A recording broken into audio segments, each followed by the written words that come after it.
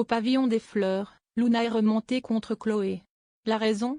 Elle n'assiste pas à ses cours d'alphabétisation avec Blanche. Pour sa défense, Chloé lui explique qu'elle était au travail. Chloé en profite pour rappeler à Luna que son but n'est pas de savoir lire et écrire, mais de retrouver sa fille. Chloé se rend chez Léa pour une nouvelle journée de travail.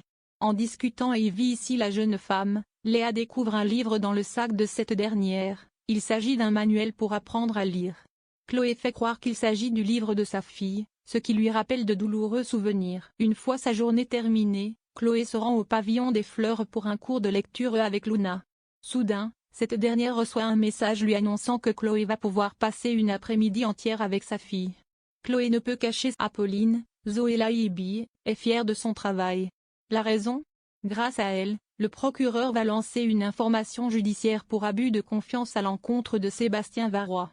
Alors qu'elle discute de l'affaire Avenue ici Ulysse, Jérémy Charvet, elle reçoit plusieurs appels. Contre toute attente, Apolline ignore les appels de son meilleur ami, ce qui surprend Ulysse. La jeune femme lui dit « C'est juste un vieux pote. Parfois, il est un peu lourd. » Pour être tranquille, elle décide de mettre son téléphone en mode. Plus tard dans la journée, alors qu'elle discute avec Nisma, Apolline remarque Augustin au loin. Elle se cache pour éviter de le croiser, ce qui surprend son ami. Augustin dit mène à Nisma s'il n'a pas de nouvelles d'Apolline, puis il ajoute « Tu pourras lui dire que je regrette? J'en ai un peu trop. » En soirée, Apolline confie à Nisma ce qu'elle a sur le cœur, elle se sent oppressée par Augustin. Nisma prend conscience que son ami a peur de l'engagement. Apolline rectifie le tir en révélant qu'elle a surtout peur de blesser Augustin, d'autant plus qu'elle le connaît depuis son enfance. Au lendemain de la fusillade qui a fait une victime, la juge Colbert apprend qu'elle était en réalité la cible du tireur.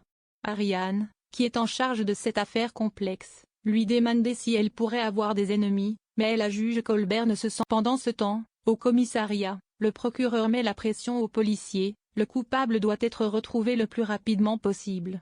Une fois la réunion terminée, Patrick confie à Jean-Paul, Stéphane et non, ses doutes au sujet d'Ariane.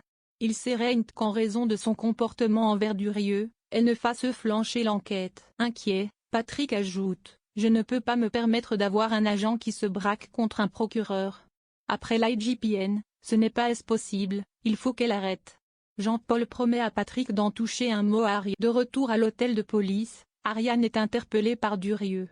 Ce dernier lui propose d'oublier leur déconvenue, mais la brigadière refuse de lui donner une seconde chance.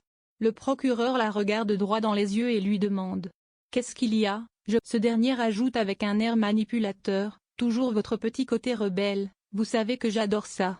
Mais attention à ne pas franchir la ligne rouge. » Puis, Durieux met en garde Ariane en lui rappelant qu'il peut la muter à tout moment si elle continue de repousser ses avances. En fin de journée, Ariane est sur la défensive, ce qui surprend Boé. Il met en garde sa collègue « Tu ne es pas obligé de l'apprécier, Durieux, mais il faut que tu restes pro, c'est clair ?»